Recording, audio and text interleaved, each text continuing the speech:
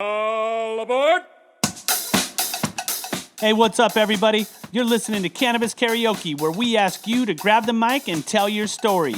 Get inside info from today's most interesting cannabis pioneers, and from the first note to the end of the song, listen up as you get to hear the stories of success on Cannabis Karaoke. Welcome back to another episode of Cannabis Karaoke.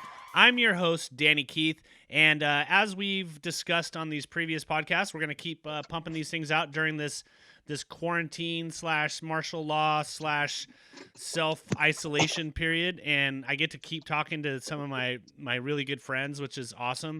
We're about to have a conversation today with Carl Sailing III. He is actually the founder and CEO of the Hollister Cannabis Co., and none of that is really as important as the things that you're going to learn on this, because that's just like the tip of the iceberg with this guy. I've been watching him for better part of a couple years, and impressive track record that you've laid out. But on this interview today, I want to talk about your successes. I also want to talk about you're a big time, you're super genuine and you're super compassionate. You really care about your people. I want to talk about how you've kind of put some precautions into place for the people that work with you, and then what you kind of see happening on the back end. So welcome to the show. Thank you for taking the time, and let people know kind of the brands that you're working with, and you got some exciting things going on. Awesome. Thanks, Danny. It's amazing to be here. Very grateful, as always, to be communicating with you. I always enjoy it. We have fun. Yeah. Yes. And this is some crazy shit right now. You rub hash bones all over your face. Better on your face than other parts that we don't, Oh, dude, it ends up everywhere. We can talk about that too. Like when you were beta testing that hash bone one that we were smoking. Yeah. I think it was at Hallflowers, and good God, I bring it up all the time because it's one of my most embarrassing situations. I literally had it all over the place. But PSA, don't rub oil and hash on your face. Well, don't bogart the joint when it's covered in oil and hash, and realize where you're grabbing it. That wasn't all my fault. We were in a different state of mind at that particular moment. But you know what? I would actually take responsibility for that because I don't think I adequately instructed you on how to use that. So okay, I will take fair that. enough. We mutually. I still ended up with it everywhere. But yeah, it's anyway. It is interesting times right now. I mean, dude, man. Full disclosure to everybody that's listening, Carl and I do a couple things together, and likely to be doing more together. And we were having some exciting conversations just not even 2 weeks ago about a product that you're going to be rolling out with a particular celebrity. So let's talk about those things. Let's talk about like how all the exciting things you have going on, and then what you're doing to kind of prepare for these next couple weeks. Sure. Yeah. So first, we just announced that we've signed the definitive agreement to acquire Venom Extracts. Venom Extracts is probably the leading concentrate company in Arizona, and they also have facilities pretty much ready to go in Las Vegas. So that it's a really accretive acquisition. They did 16 million Canadian or 13 million US about last year with over $1 million in EBITDA, which in cannabis is like I think it's like a white or maybe a rainbow unicorn. I don't believe anybody in cannabis uses the term EBITDA. Just for the record. Well, I'm a business guy in cannabis, not a cannabis guy in business, but I just happen to be a lifelong cannabis user. I agree with that. So anyway, so keep going. Yeah. So this acquisition is pretty pivotal for us. It pretty much instantly 10x's plus our business overnight. The next day that we're closed, it expands us into Arizona, which is pretty challenging to get into. Like you just can't roll up and start, grabbing licenses or doing anything there. It's pretty challenging. So and then it starts to pave the way, for Vegas, and then we're going to bring them into Hollister and build out a spot in our facility for them, and then we'll start manufacturing all those awesome products and distributing them.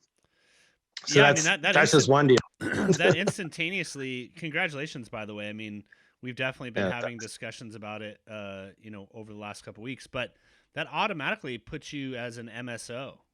Like you're now a multi-state operator, which profitable multi-state operator, and that gives you the opportunity to take your California brands into other markets in, let's just say a cut to the curve of what most people would have to, if you want to go into another state.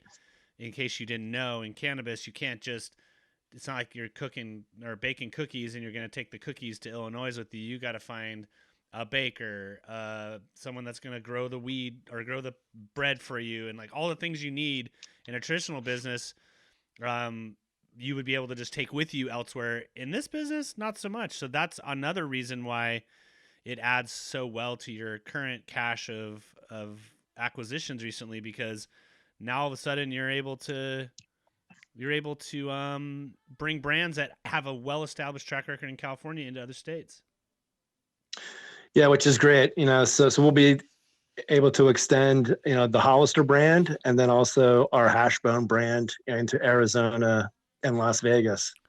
I'm super. I mean, wouldn't that be amazing? Like, we're in Vegas a lot.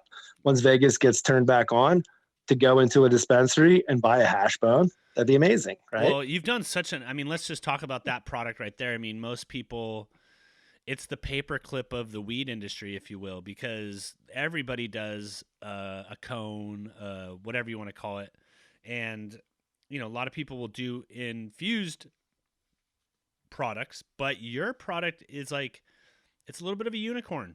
Not a lot of competition out there. I mean, maybe people could say the tarantula, is that even around anymore? But there's not very many things, and you've done such a great job of just pounding that vertical with that. Most people try to expand too quickly when everybody else was expanding and adding concentrates and all this other stuff into the market. You just stayed steady as she goes and kept pumping out Hashbones, and now it's kind of like starting to become a little bit like the Coca-Cola of the industry, where people know Hashbones. And people, it's not like people go, oh yeah, I know about Hashbones. They go, oh yeah, dude, I know about a Hashbone. I've done Hashbones before, or people are saving them. Like we talked to our buddy of ours the other day, Aaron, and he's like, I still got my Hashbone. I might break it out now. So how did you figure, what was going on in your head when you hit that particular, because you've had a couple other products in the space, but you hit Hashbones and you kind of it seemed like you kind of went all in on that product line. Yeah. So earlier on in legalization here in California, I started to realize that bubble hash was not really around anymore, because there's more labor to make bubble hash than, versus crumble or a concentrate.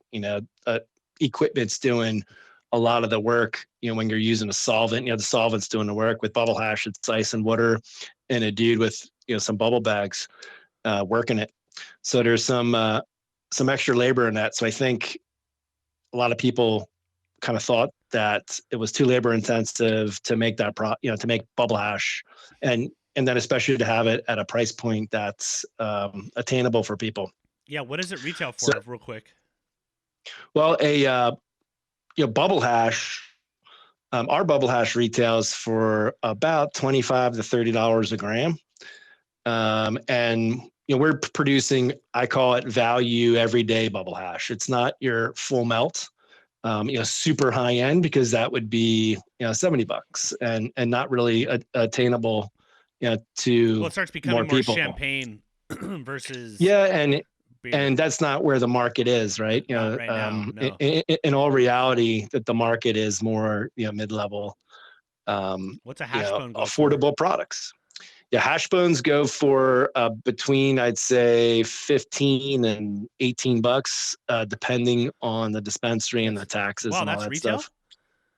That is retail, and that is with our standard Hashbone is a full gram with 25% bubble hash and 75% flour, and it's full flour. It's not bullshit trim mixed in there. It's not trim.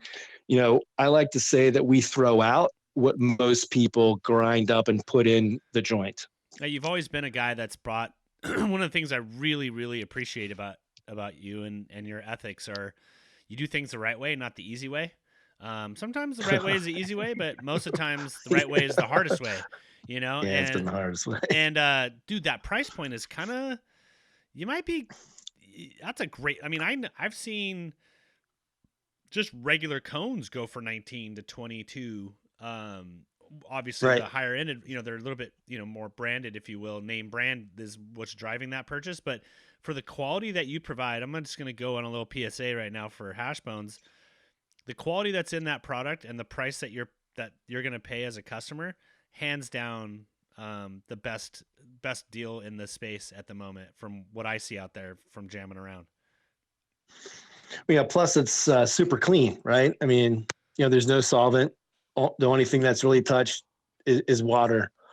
So hash and hash is a great high, and so it adds some potency to the pre-roll as well as flavor from all the terpenes that you wouldn't normally get. So I'm super excited. Our goal is, and I'm actually saying it now, that Hashbone is the #1 infused pre-roll in the state of California. Have you backed that up with data yet, or is that just you throwing it out? No. It is not yet. Just to be real, I would agree with you because I go into a lot of. Just on the visual aspect. Sorry, just on the visual aspect, like I've seen it in. I actually, when I go visit dispensaries, there's 2 brands I ask for because they're not that you're not everywhere, but sometimes it's a little more obscure product, right? So I ask, hey, do you carry Hash Bones? And I'd say probably 2/3 of the dispensaries I go into, because you're in like well over 200 doors, right, with that product. Yeah, we're in. I think it's like 220 or something like that. It's like the #1 product that people don't even know is the #1 product. That's what I guess I'm getting at, is that you're everywhere, and it's a product purchase that I know you do a good job of educating bud tenders, and I know it's a big important piece for you.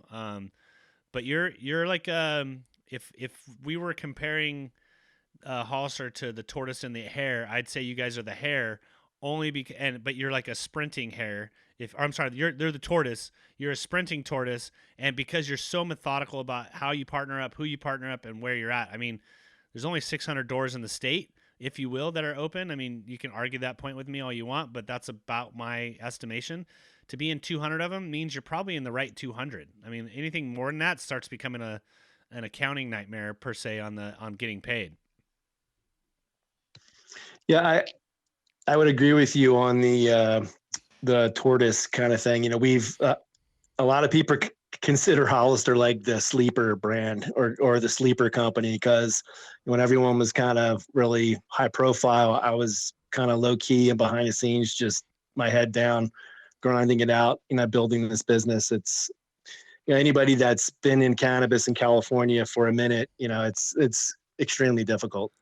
Well, I remember when we did October last year, we got on, and by the way, just all disclaimer, he has been on the show before, and we may or may not have smoked a hash bone on before the last show. So if you listen to that episode, we were a little bit we forgot that we were recording. But I remember back even as late as, it's just as long ago as October, which isn't that far ago. Like I've been blessed to watch the evolution of walking into your facility for the first time, and then, getting the small, like, where you guys have all your stuff. It's like, okay, this is a pretty decent sized operation. Then kapow, you open into the 30,000, 25,000 square foot space that you had. And back then it was like, even like October might as well be 3 years ago. Let's just get that out of the way. First of all, if you're not in the cannabis space, a month is like a year. And so, October might as well, in every other business, that's 5 years ago. It was kind of like, man, what are you going to do with all this stuff? This is a big spot. You're like, I don't know, I'm kind of doing this. And like, you were still kind of going through you could be going public, which is something we haven't even really touched on yet. And I want to kind of pivot to that. But like, just from October to now, one of the reasons why I wanted to get you back on was, First of all, you're doing some cool stuff like having online smokeouts with people, but also just wanted to catch up with the progress that you made in the timeline was been relatively short, but I'm sure in the experience it felt like it was really long. Yes, I would agree with that. The experience feels very long. It's like, really? It's only been it's only been 3 years, right? Yeah, It's like right. I've been here forever. No, but even from October to now, it's only been what's that? Oh, October, November, December, 2 months, three. It's been 5 months. But literally, when I look back at what you've accomplished over the last 5 months, and look, it's been a methodical, with intent kind of process that I've seen you go through. I mean, we get the benefit of talking frequently about different things, and so I've got information that most people that are doing an interview probably wouldn't have about you, and yeah. how you've gone through and navigated it, and especially with this big acquisition that you got done with Venom. Those are kind of the things that make your eyebrows kind of go, huh, okay, yeah. I don't know if I'd call Hollister a sleeping company. I'd call Hollister like, you're under the radar, dude. You're the one of the in Hollister, like, there's not a lot of people doing business in cannabis in Hollister, right? Like, how many people? No. Let's see. There's 1, 2, 3, 4, 5. But most of those have just 5. come on, right? Like, it's when Yeah. you were the So very first one, and then came yes, Genesis I am the dispensary. first. I have the very first license here in Hollister, and I was also the first active business. Getting a license is one thing; getting it to where you can actually turn on the lights and be in business, that's a whole separate deal. So yeah, so very little cannabis here, but the city's been really great to work with, at least for us. And that kind of goes back to my whole business philosophy. We operate correct, and not everybody does, and even people not in the cannabis industry, they try to cut corners and play games, and building inspectors, they don't like that. So once you start playing games with them and messing with the city, it's just, they get this bad taste in their mouth for your business, and then they start fucking with you over stupid shit. So we've really built a great relationship with the city, so much so they've awarded us this cannabis safety coin that no other company has. It's hanging on my wall in our facility. So super proud of that. And one thing I want to touch on with the hash bones, we are probably, I'd say, 2 weeks away from releasing a new version, and it's our hash bone minis. And that's going to be a 5-pack of half-gram hash bones, especially at a time right now when sharing joints is not the thing to do. Now you can purchase a 5-pack of hash bones and share them with your friends, and each have your own individual hash bone to smoke. Super excited about it. First of all, good job. Second, Thanks. what are those retail for? That's a 5-pack. I'm assuming they're 3/4 gram joints, right? Yeah, still working that out. Exactly what that's going to be. I'm thinking it's going to be around $30. Okay. But still working that out. No, that's a great idea. I mean, it is. That's, I think, the funniest thing well, it's not funny. I think maybe the most, what's a better word? Interesting thing. Like when we were still talking about Hallflowers happening, I'm thinking, how am I going to smoke like that many joints without catching the coronavirus from somebody? And I know I'm not trying to make light of it at all by any means, but that was like I was like, I'm going to die. Like I almost already, let's just talk about the meetings that we've had and the meetings that we all have in the space. Like if you're truly in the space, like I remember I sat down with Kenji from Be Real stuff, and we were meeting out in Hollywood, and I literally was doing the crisscross joint passing, and those guys they're rolling joints while they're smoking 2 joints. And all I could think of was like, I'm Hallflowers. Because I don't have the willpower to turn down a joint when it's passed at me.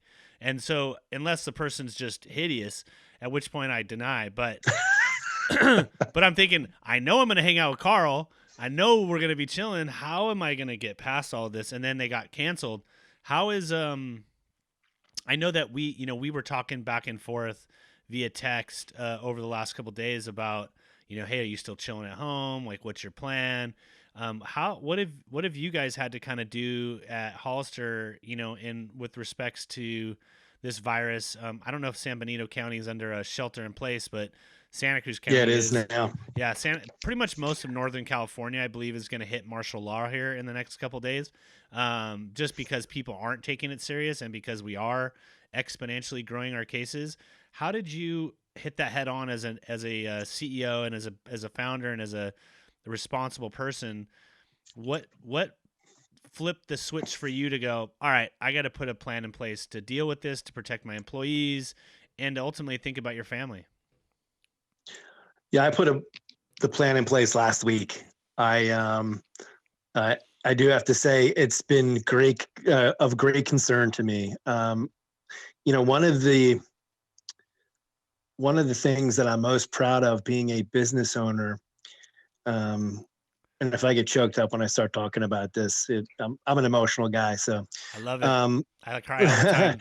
I'm a and I'm crier. also a manly man too. Hell So, yeah, dude, I'll knock you the fuck and out if you step out of line, but I'll cry I'll and knock cry you out. while I'm knocking you the fuck out.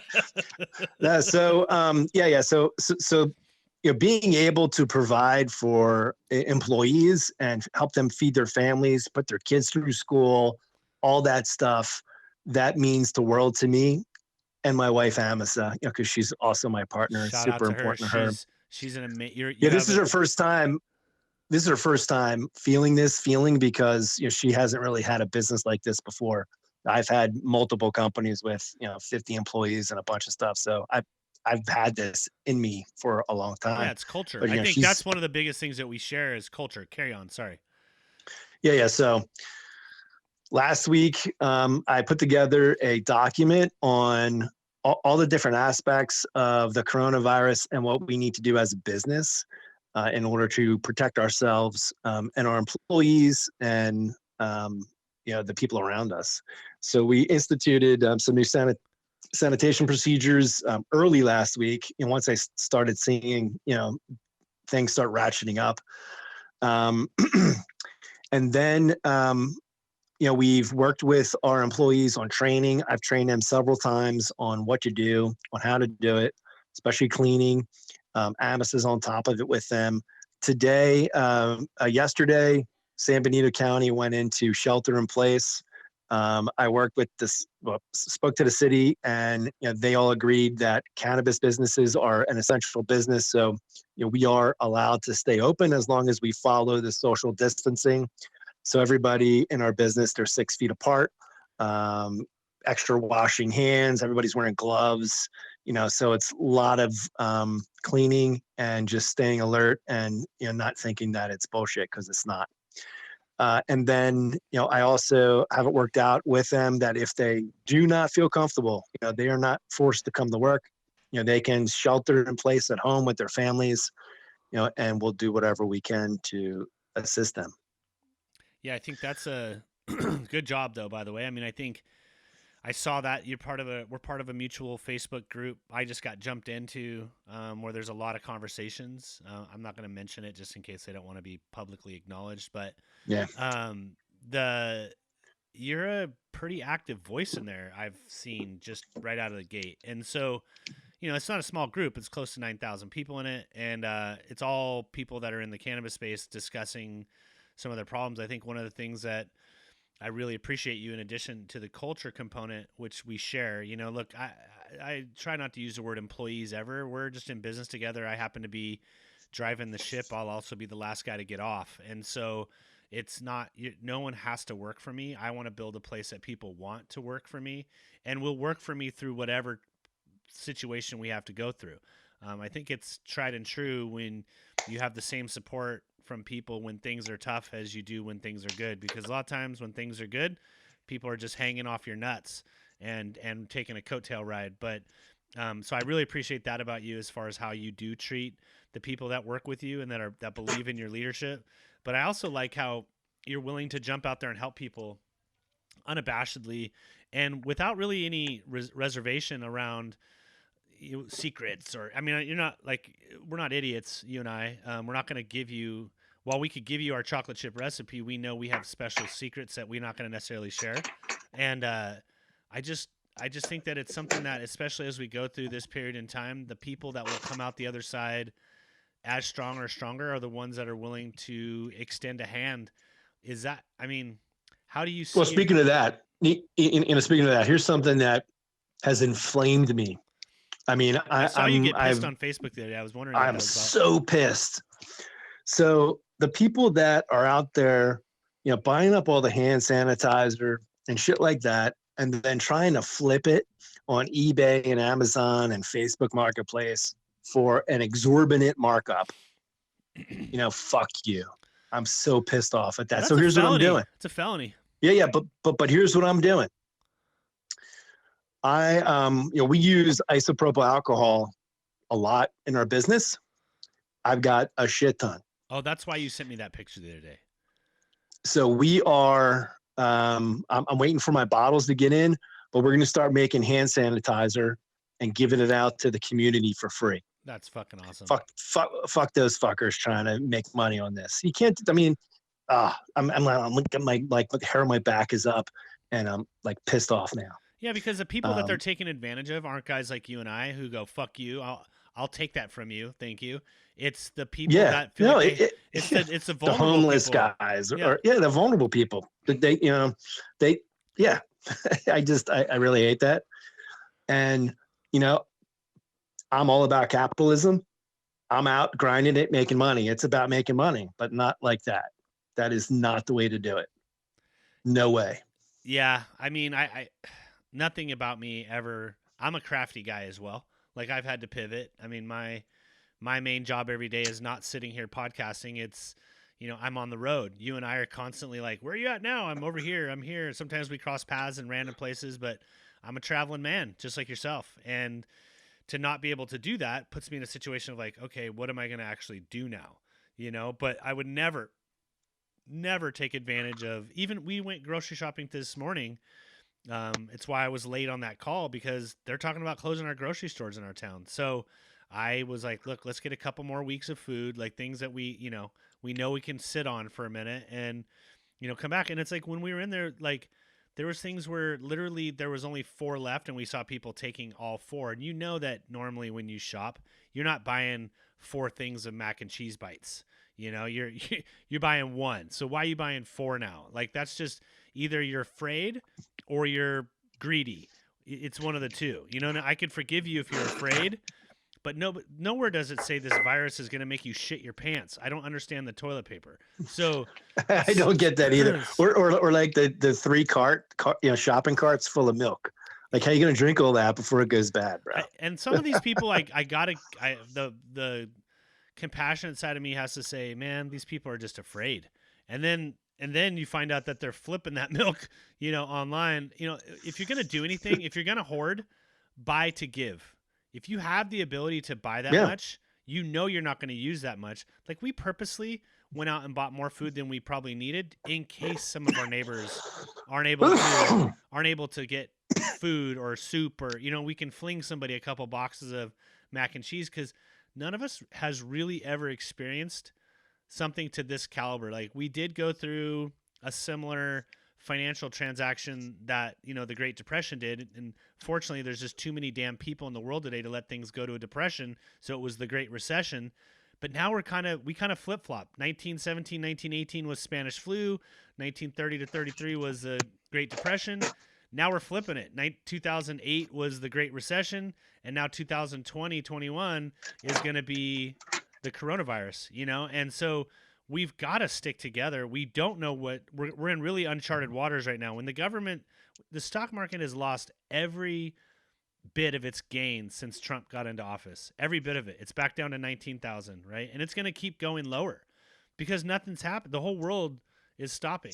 I talked to someone today and they're like, this is not going to happen. The world can't just stop. And I was like, motherfucker, it's stopping. Like whether you wanted to or not, it's stopping. So I applaud you for doing that. And, thank you for being compassionate. What about what's going on? Let's talk a little bit. We've kind of talked about hash bones. Lots of other exciting things going on for you. I'm going to be selfish and I'm going to pitch up the one that I've got a little bit of a hand in, and it's the Tommy Chong brand. you have been able to come up with a product, and I'll let you introduce the product, that I feel is another unique niche. It's one that I use it every night now. Just so you know, I take at least one pipette or two a night if I'm not giving away the product. What are your thoughts on that? What are your thoughts on that? And like, I know that's just about to roll out. Let's talk Yeah, about super excited about let's talk that. about Tommy Chong's Cannabis a little bit and how it impacted your stock. Yeah, so we are, I'd say, maybe 2 weeks away or less of launching Tommy Chong's Cannabis Full Spectrum Elixir, which is a tincture, and that's going to be 1-to-1, and it'll be a total of 1,000 milligrams. So, 500 milligrams of THC and 500 milligrams of CBD. It's all full spectrum. Really with simple. With a little kiss of berry. With a little kiss of berry. Yes. It's really good. Sorry, keep Could, going. Keep going. Yeah. Because, just oil, crude oil full spectrum oil by itself doesn't taste the best. So you need to help it out a little bit. Real simple ingredients, MCT oil, sunflower lecithin, and that's to help uptake in your body. It's all natural, full spectrum cannabis oil, and then some natural flavoring.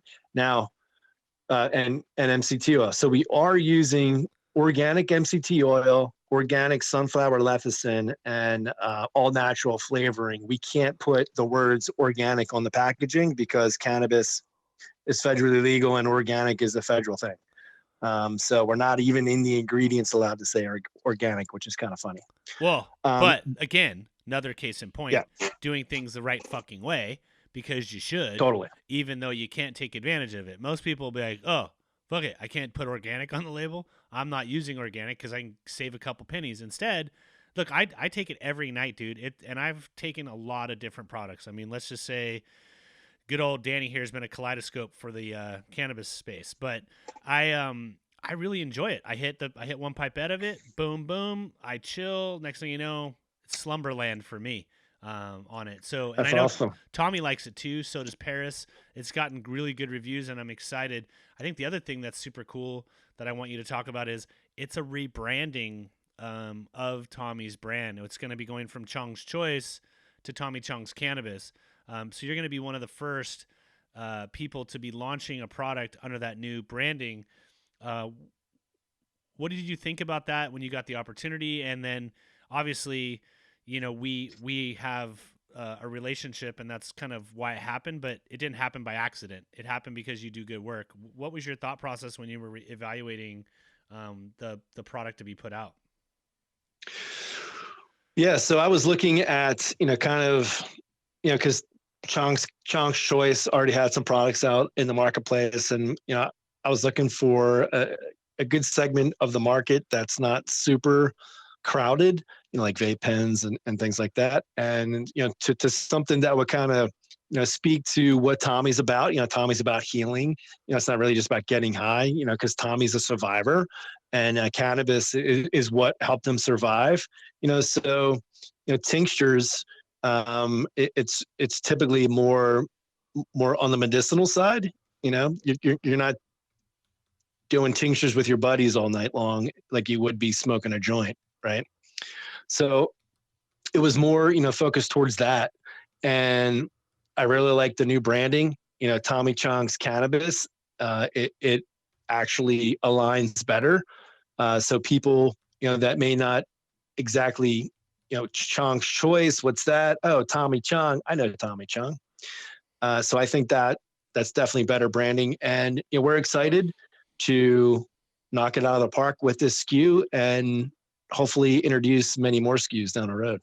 Yeah, I think the tincture market is like you were saying, vape pens and concentrate, and even the vertical that you are in with hash bones is a fairly populated. It's crowded. Vertical, and the tincture market there's a couple players, but it's just not as heavily dominated as some of the other categories. And I think especially for the demo that that will be purchasing this tincture, like it's perfect for those that don't want to smoke cannabis. Like I'm trying to actually slow down on how much I smoke versus how much I can't eat it. I'm not a very good edible person. For whatever reason, it just hits my body differently, but which sucks because I get so many free edibles. But this tincture, Send them to me.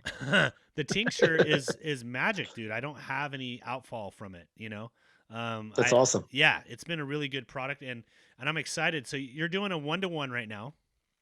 Yeah, but I need to stop you for a second. I need that quote. This tincture is magic, and we'll put that on a poster with your face. Oh wow, really? Oh man, that makes me feel good. I like that, Carl. It is. Look, I don't bullshit, man. Magic. I tell people if their product sucks. That's one of the reasons why I don't do product reviews, because I can't just take your money. I'm like, this is garbage. Here's your money back. I don't want it. You know. And so, and that's another reason why, like, I'm so. You know, look, we're both at a point in our life. We had this discussion the other day to get a little sappy about, you know, we're both at the mid-century mark, and you start looking at shit. Well, first of all, smoking weed keeps us young. Second of all, our mindset keeps us young. But we're at a point in our life where we only want to work with people that we want to work with and that bring something to the table and that we can mutually benefit from each other. And I think that's the most pleasurable thing about working with you is that I don't gotta cover my back door. I can talk to you candidly, and I don't gotta worry that Carl's gonna be under. A lot of people, man, you can't do that. A lot of people can't. Like, we kept that tincture thing under wraps for a minute because we didn't want anybody to jump out there. This industry tries to claim it's super compassionate and kumbaya, but let me tell you, there's plenty of knife wounds in Carl's and I's back that will tell you otherwise.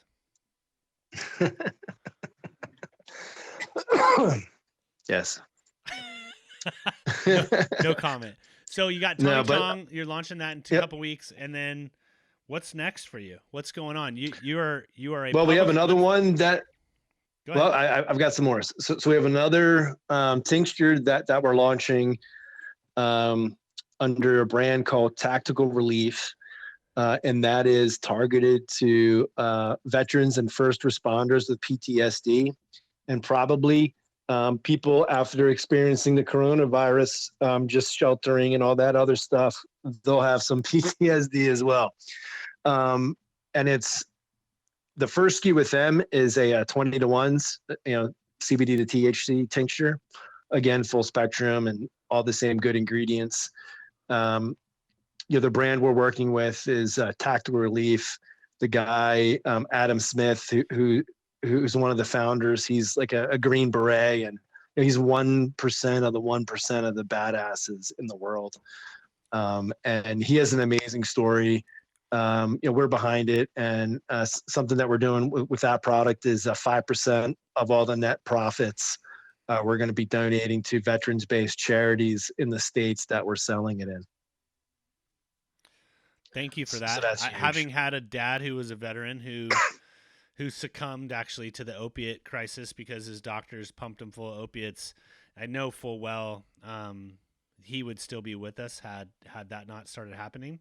So yeah, I appreciate that, and I think it's okay. I think it's a good thing that you're doing there. I didn't even know about that to give back to the veterans. I mean, I think that's something that we overlook quite a bit, and so it's interesting to see how you are, again, culminating all these brands together and putting them forward facing, all under, by the way, which I'm trying to lead you to, which is that you're a publicly traded company. Not very many cannabis based publicly traded companies doing that well right now, nor are they in multiple markets. Give us a little bit of insight on that as we get. Go ahead. Also, I mean, the management, the C-suite, they're not really in cannabis. I mean, there's a lot of most of the publicly traded companies out there. Like, you see them in interviews. Oh, do you smoke weed or cannabis? Oh, no, I don't. Never trust them if they're not doing the drugs that they're pushing. No, so I mean, I've been a business guy all my life, but I really come from the industry. I'm not somebody outside that's now, some publicly traded dude throwing around a bunch of money. That's not what happened, and I am probably one of the only publicly traded CEOs that smokes a lot of weed. I would say that you're like a fucking archer with your publicly traded company, because you're like pulling the arrow back and like you're getting things that you're like bringing in like trophies that are like, whoa, like, oh shit. Like every time I talk to you, there's like something else that you got going on. So I wasn't trying to mean that you were like crazy, but you're definitely making solid moves right now. Yes. And it's impacting your stock positively. I don't know how things are going right now with the Not market. right now. Right, but that's The not your fault. coronavirus has fucked everybody. So yeah, it's not your fault. I'm just saying, like, no. but you were making acquisitions that, like, when you did that press release for Tommy Chong, it moved your stock a little bit, you know, and so Yes, it did. people are, you know, it's always, I always tell people, you can concoct whatever you want behind closed doors. When you put it in the market is what you really see is what's happening. And you're kind of at a point now where your acquisitions are positively impacting your stock transactions aside from the coronavirus, and you're not stopping. You're putting together by your acquisition of, let's just lay out the field real quick in this puzzle that we're putting together that's in front of us. Hashbones out of Hollister, California, did really well. We're jumping rope a little bit. You start doing some other things. Then next thing you know, you get your building and everything's going good. Then you go public. Then you start acquiring some stuff. You pick up the license for Tommy Chong. You pick up the license for another celebrity-based brand. You start moving a little more. Bingo, bango. You hit this Venom deal. Now you're a multi-state operator. Everything that you're putting together is being put together with the long haul mentality, and that long haul may be 18 months. But you're thinking in the long term. Like most people acquire shit because of they want to take that business out, or it's their competition, or whatever. You've done a really good job of not having a lot of OpEx overlay on your acquisitions. You're not just from cannabis, bro. You've been a business guy for your whole life.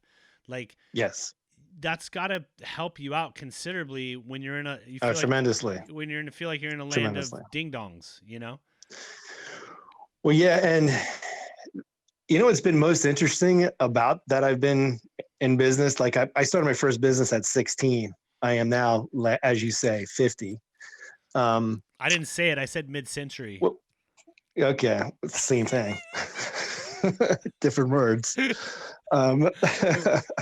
You know, so I've been in business. I've been through a bunch. I mean, I've been public before. I had a publicly traded telecom business. So, yeah. So that's a big difference. And, you know, with the stock and right now, and I think even more so today, and it sucks for all the people that are having problems. I really feel for them.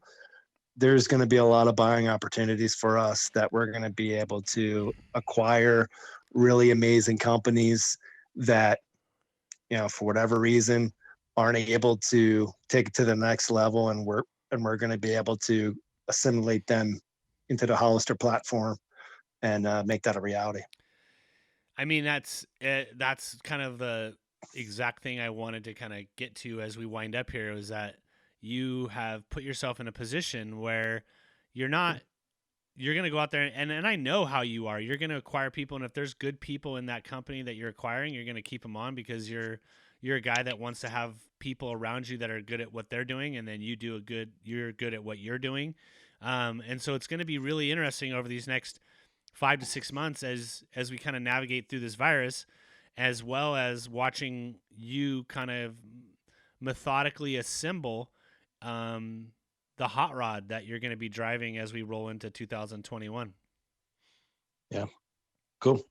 So, I agree. So why don't you do this for me as we kind of wrap up? Why don't you let people know website, social media handles, all the brands that you're working with, and then we'll sail off into the sunset and let you go smoke another hash bone.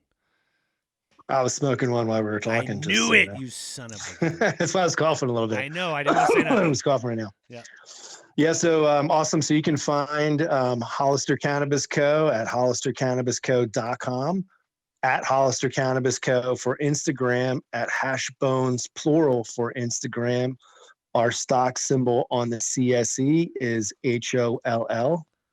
We are actually traded on the OTC now. So if you're in America, you can purchase our stock. That symbol is something different. I should probably know it off the top of my head, but it's kind of new. So yeah, because the OTC, I didn't even know about that. Yeah, that just happened. Congratulations. So it's all, thank you. It's on the OTC markets, and it's HSTRF. Wow. And it's like super cheap right now, so it's a buying opportunity. Absolutely. I mean, listen, I just I'm doing a little bit of consulting right now as kind of things are paused, and I told someone the other day, I said, it's never going to get any cheaper than it is right now. Yeah. I mean, maybe Nope. a slight bit, but not. It's. I think we are gonna spring back. So hey, listen, I really Yes. appreciate you. I love what you do. I love your curriculum. I love your culture. I love the ethics. If people want to get behind a company that exudes the reason why cannabis should be legalized, I feel like the Hollister Cannabis Co. and its subsequent brands that are working with it, all the way up to the leader and all the way down to the person grinding and rolling joints. Top-notch organization. I really appreciate you giving me time today, and I'm certain that the listeners will get something out of this. So thank you, Carl, and make sure you stay safe. And I give the love to your family. You're quite the family man. Thank you as well, Danny. It's been an honor to be here again, and hopefully I'm on here many more times. I really appreciate the forum. I love what you're doing, and stay safe. And I really appreciate you as well, man. Hey, man, you have to come back on in like 6 months to keep everybody updated. So till then, Okay. I'll talk to you later. You got it. Later. That's a wrap.